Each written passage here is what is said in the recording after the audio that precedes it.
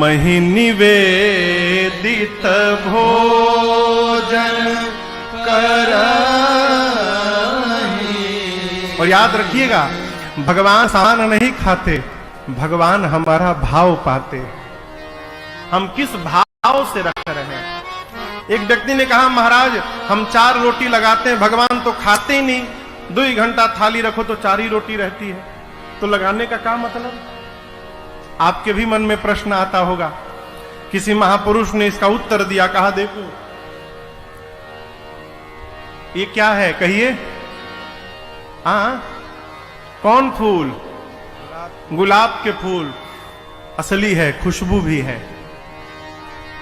आप इस फूल का वजन निकाल लीजिए, सोनार के तराजू पर एग्जैक्ट निकलेगा, ठीक ना। और उसके बाद 4 घंटा इसको सूंघिए, और 4 घंटा सूंघने के बाद फिर वजन करिए। वजन घटेगा कि बढ़ेगा? बराबर रहेगा। अरे घटना चाहिए ना। आप 4 घंटे तक इसका सुगंध लिए हैं, जिस प्रकार 4 घंटा सुगंध लेने के बाद इसका वजन कम नहीं हुआ, उसी प्रकार भगवान के सामने थाल रहती है, भगवान भोग भी लगा लेते हैं और वो घटता भी नहीं है, उतना ही दिखाई पड़ता है। भगवान भोजन का रस प्राप्त करते हैं, क्योंकि भगवान स्वयं रसा वैसा है। भगवान रस स्वरूप है, रसो वैसा। भगवान रस स्वरूप है, भगवान रस प्राप्त करते हैं। घर में भोजन बने तो भगवान का थाल निकले। और मेरी प्रार्थना, जिस घर में भगवान के लिए थाल निकलती हो पहले माई बाप, उस घर के लोग जीवन में कभी भूखे नहीं सोएंगे, ये मेरा विश्वास कहता है।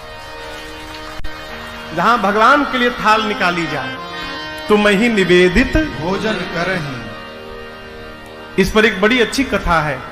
अब तो नहीं रहे, स्वामी जी साकेत चले गए। पूज्य प्रातस्मरणीय पूज्य स्वामी रायेश्वरानंद जी महाराज इस कथा पर लीला में, वृंदावन में लोग लीला भी दिखाते हैं। एक घर में एक बालक का जन्म भया। वो भोजना अवतार था। भोजना अवतार यानी भोजन के लिए ही अवतार लिया था। खाने बैठ जाए तो उठने का नाम न ले। भैया अभी मैं गया था कथा गाने बेगूसराय 2 साल पहले, तो एक आदमी मिला तो पता चला कि बहुत खाता है। अभी अवस्था होगी कितना, मनोज के कितना उम्र है? 40 साल अवस्था। मन बिया का भतीजा 40 साल अवस्था। तो पता चला कि बहुत खाते हैं। हमने भैया कितना खा लेते हैं? बोले महाराज अब खुराक खत्म हो गया, अब नहीं रहा पहले वाली बात। बोले अब कितना खा लेंगे? महाराज अब क्या बताएं हम आपको। अच्छी बताओ, दही यदि दे दी जाए अभी वर्तमान में कितनी दही खा लेंगे? बोले महाराज ये खुराक खत्म हो गया, अभी हम 16-17 किलो खा लेंगे। भैया ठाकुर जी बैठे सामने की बात है। बोले खुराक खत्म हो गया तो 17 किलो दही खा लेंगे। एक आदमी मिला, बोला महाराज हम भोजन करने के बाद 300 रसगुल्ला खाए थे। कितना? 300 भोजन करने के बाद। हमको एक आदमी मिला कथा में, एक बार आए तो हम लोग साथ में बैठे भोजन करने के लिए। हम भोजन शुरू कर दिए, वो शुरू न करें। हम बोले भाई साहब शुरू करिए। बोले महाराज हम ऐसे नहीं खाते हैं। बोले कैसे खाते हैं? बोले बित्ता से खाते हैं। मतलब? बोले एक बित्ता जब तक रोटी जमा ना हो जाए हम शुरू नहीं करते। हमने कहा भैया इनको बाहर ले जाओ, बाहर ले जाकर बिठाओ, इनका जमा करो एक बित्ता। जब भोजन करके आए तो हम बोले ये क्या नियम है, फॉर्मूला एक बित्ता? बोले महाराज जी शुरू कर दे और बीच में रोटी खत्म हो जाए तो, इसलिए पहले हम अपन जमा कर लेते हैं एक बित्ता कि टेंशन ना रहे मिली कि ना मिली, तब शुरू करते।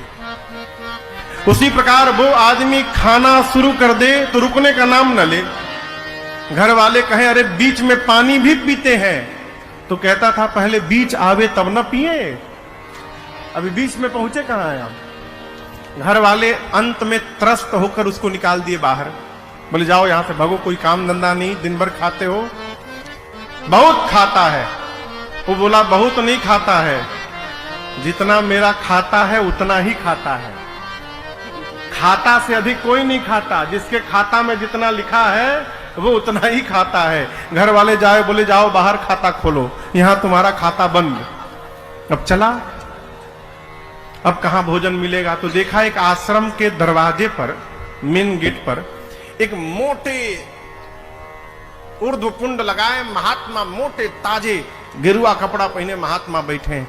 तो ये महात्मा नहीं दिखाई पड़ा, इसको शरीर दिखाई पड़ा। बोला इतने मोटे यानी बहुत खाते होंगे। तो गया प्रणाम करके बोला सरकार आपके इस तंदुरुस्ती का राज क्या है? तो बोले भीतर अनलिमिटेड है, कोई गिनने वाला नहीं है, जब तक मन करे तब तक खाओ। पूछा काम क्या करना पड़ेगा? बोले भीतर जाओगे तो माला मिलेगी, माला लेकर ऐसे ऐसे घुमाते रहना है बस। तो बोला कि एंट्री कैसे मिलेगी इसमें? तो बोले गुरुजी से दीक्षा लेनी पड़ेगी। बोला बस बस हम यही का पता ढूंढ रहे थे, हमको भीतर एंट्री कराइए बस। गया गुरुजी से दीक्षा मिली, वो भी चोला बदला, माला लिया। अब बोला ऐसा जगह तो धरती पर कहीं होगा, भर पेट खाओ, चकाचक माला लो, सो खाओ, कोई देखने वाला नहीं। खूब आनंद पूर्वक रहने लगा हो। लेकिन ये आनंद बहुत दिन नहीं रहा। एक दिन सुबह सुबह संध्या उपासना करके दौड़ा भोजनालय में, तो देखा ठन ठन गोपाल आज कुछ बना ही नहीं। पहुंचा गुरुजी के पास, कहा गुरुजी बाल भोग का समय हो गया। बोले कौन भोग? आज एकादशी है बेटा, आज कुछ नहीं बनेगा, आज उपवास करना पड़ेगा। बोला गुरुजी बनेगा कब? कल द्वादशी को। बोला गुरुजी हम एकादशी रही गए तो द्वादशी तक बचेंगे ही नहीं, हम भोजन के लिए साधु बने हैं, हम नहीं खाएंगे मर जाएंगे गुरुजी। तो गुरुजी बोले छे काम करो, यहां तो बनेगा नहीं, तुम राशन लेके जाओ, आश्रम के बाहर नदी किनारे जाओ, वहीं नहाओ, वहीं भोजन बनाओ, अब पाओ, वहीं पाकर आना, लेकिन राम जी को भोग लगा के तब खाना। बोला जी गुरुजी। गुरुजी बोले इसको 2 आदमी का राशन देना, बहुत खाता है ना, तो 1 आदमी के राशन में पेट भरेगा नहीं, 2 आदमी का राशन देना। 2 आदमी का राशन लेकर गया, स्नान किया, बनाया। गुरुजी की बात याद आई, राम जी को भोग लगाना है। लगा बुलाने, राम जी भोग लगा लीजिए। अरे राम आइए मेरे राम आइए, अब मेरे भोजन का भोग लगाइए। मेरे राम आइए, प्रभु राम आइए, मेरे भोजन का भोग लगाइए। हाँ मेरे भोजन का भोग लगाइए, मेरे भोजन का भोग लगाइए। आधी घंटा कहता रहा राम जी आइए भोग लगाइए, राम जी आइए भोग लगाइए, कोई आया ही नहीं। आवेश में आ गया, कहा आपको लग रहा हो कि आश्रम में मिलेगा, तो वहां ठन ठन गोपाल है, वहां के मारे मैं यहां आके बैठा हूं। भोग लगाना है तो आके भोग लगाइए, नहीं तो मैं शुरू हो जाऊंगा, मैं लगाने लगूंगा, दोबारा नहीं बुलाऊंगा। जैसे इस भाषा में बोला, उसके सामने भगवान प्रकट हो गए। लेकिन अकेले राम जी प्रकट नहीं भये, सीता राम जी दोनों लोग प्रकट हो गए। अब कहां उसको भगवान को देखकर नाचना चाहिए, उदास हो गया। क्यों उदास हो गया? 2 लोग का राशन लाया हूं, बुलाया था राम जी को, राम जी सीता जी को लेकर चले आए, यही 2 लोग भोजन कर लेंगे तो हमको क्या मिलेगा आज? कहा भोग लगाइए, हम तो आप ही को बुलाए थे केवल। भगवान बोले हम इनके बिना जाते कहां हैं, हम दोनों लोग साथ में ही आते हैं। भोग लगाए प्रभु और मैया, थोड़ा सा बचा, बेचारा खाया। कहा अगले एकादशी को भी आप दोनों लोग आएंगे ना? बोला हाँ हम ही दोनों आएंगे, और कौन आएगा? गया अगली एकादशी में, कहा गुरुजी राम जी अकेले नहीं आए थे, सीता जी भी आ गई थी, इसलिए 3 आदमी का राशन दीजिएगा कम से कम। गुरुजी सोचे लगता है भूखा रह गया होगा, इसीलिए बहाना बना रहा है, चलो 3 आदमी का राशन दो। गया बनाया, बनाकर बुलाने लगा, मेरे राम आइए, मैया साथ लाइए, मेरे भोजन का भोग लगाइए। मेरे राम आइए, मैया साथ लाइए, मेरे भोजन का भोग लगाइए। मेरे भोजन का भोग लगाइए। जैसे बुलाया सीता जी, राम जी, लक्ष्मण जी तीनों प्रकट हो गए। जब सीता राम लक्ष्मण जी आ गए तो बोला ये कौन है? राम जी बोले मेरे भाई है। पिछली बार तो नहीं आए थे। राम जी बोले छूट गए थे। बोला ये भी खाएंगे? तो राम जी बोले आए हैं किस लिए? बोला बताए तो नहीं थे आपकी ये भी आएंगे। अब भगवान बोले भूल गया था। लक्ष्मण जी सोचे भगवान कहां लेके चले आए, इतना दिव्य मेरा सत्कार हो रहा है यहां पर। बोला आए हैं तो पाए। अब सीताराम लक्ष्मण जी पाए, फिर उसको थोड़ा सा बचा, आधा पेट पाया। गया गुरु जी के पास, अगली एकादशी में कहा गुरु जी अब की बार 5 लोगों का राशन दीजिएगा। दिमाग लगा लिया, 2 का ले गया था, 3 आए, 3 का ले जाऊं, कहीं 4 आ गए तो 5 का ले चलो। अगर 1 बढ़ा के भी लाएंगे तो हमको तो कम से कम मिलेगा। बोला गुरु जी अब की बार लक्ष्मण जी भी आए थे, हो सकता है इस बार और बढ़ा के चले आए, तो आप 5 लोगों का राशन दीजिए। गुरु जी बोले इतना तो नहीं खाएगा, लगता है ये राशन लेकर उधर बेचने लगा है, इसको रंगे हाथ पकड़ना पड़ेगा। बोले इसको 5 लोगों का राशन दो। पीछे से गुरु जी भी उसके चल पड़े। गुरु जी जाकर एक वृक्ष के पीछे छिप गए। वो गया, स्नान किया। आज स्नान करके भोजन नहीं बनाया, सामग्री रखी है, अब भोजन बनाए बिना बुलाने लगा।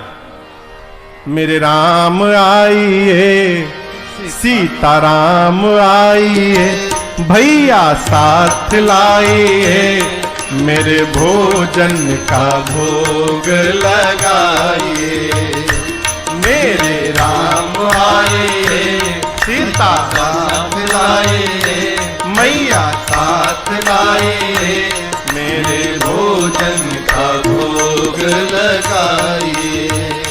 मेरे भोजन का भोग लगाइए, मेरे भोजन का भोग लगाइए। जैसे बोला राम जी आइए, सीताराम जी आइए, भैया को लाइए, प्रकट हो गए। कौन? राम जी, सीता जी, लक्ष्मण जी, भरत जी, शत्रुघ्न जी, हनुमान जी, सब लोग प्रकट हो गए। अब वो देखा, बोले अरे अरे अरे बस करिए, आज तो वत कर दिया, अपने आए बानर को भी साथ में लेकर आए हैं। भगवान बोले कहां भोजन? बोला बनाया ही नहीं हूं, सोचा पहले बुला कर देख लूं कितने लोग आ रहे हैं। भगवान बोले कब बनाओगे? बोले क्यों बनाऊं, 5 लोगों का राशन लाया हूं, आप 5 लोग आ गए हैं, एक बानर भी आया है, न जाने ये कितना खाएगा। जब बनाने के बाद हमको मिलेगा ही नहीं तो मैं मेहनत क्यों करूं। ये रहा सामने राशन, अपने बनाओ, भोग लगाओ, पाओ जाओ। मैं नहीं बनाऊंगा, बैठ गया। अब बोला आप बनाओ, भोग लगाओ, खाओ। रोज तो मिल गया, आज मिलने वाला भी नहीं हमको, हम क्यों मेहनत करें। भगवान बोले ठीक है, हम लोग बना के भोग लगा लेंगे। कोई लकड़ी ला रहा है, कोई सब्जी अमनिया कर रहा है, कोई लीप रहा है, कोई चूल्हा बना रहा है। गुरु जी छिप के देख रहे थे। गुरु जी को कोई दिखाई न पड़े। गुरु जी बोले ये भी चेला बैठा कहां है, भोजन क्यों नहीं बना रहा है। गुरु जी आए, आकर कहे तुम बना क्यों नहीं रहे हो, 5 लोगों का राशन लाए हो, क्या इसमें भी तुम्हारा भूख नहीं जाएगा। बोला 5 लोगों का राशन दिखाई पड़ रहा है, यहां 5 लोगों के साथ एक बानर आया हुआ है, ये नहीं दिखाई पड़ रहा है आपको।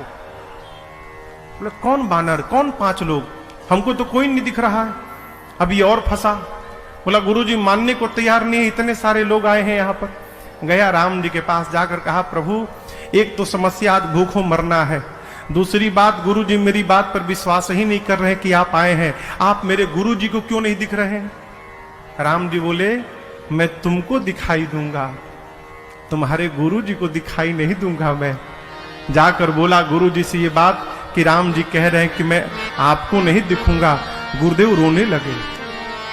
गुरुजी समझ गए कि इसको भगवान का दर्शन हो रहा है, लेकिन मेरी भक्ति आज तक उतनी नहीं पकी कि मुझे भी भगवान का दर्शन हो। अपने दुर्भाग्य पर सदगुरु को रोना आ गया और शिष्य गुरुदेव को रोते हुए बर्दाश्त नहीं कर पाया। जाकर राम जी के चरणों को पकड़ लिया, कहा प्रभु मैं तो भोजन करने के लिए साधु बना था, मेरे गुरुजी तो कितने ज्ञानी हैं, धर्म भी जानते हैं, वेद भी जानते हैं, नियम से भी रहते हैं, उसके बाद भी आप मुझे दिखाई दे रहे हैं और मेरे गुरु जी को नहीं दिख रहे हैं।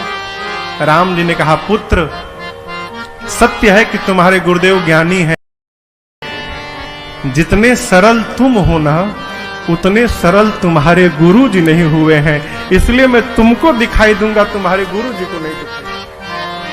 भगवान के चरणों में गिर गया, कहा प्रभु मेरे लिए एक बार आप गुरु जी को दर्शन दीजिए। तो भगवान ने उनके गुरुदेव को भी दर्शन दिया, पंचायतन दरबार के साथ दर्शन। ये क्या है? तुम ही निवेदित भोजन करही।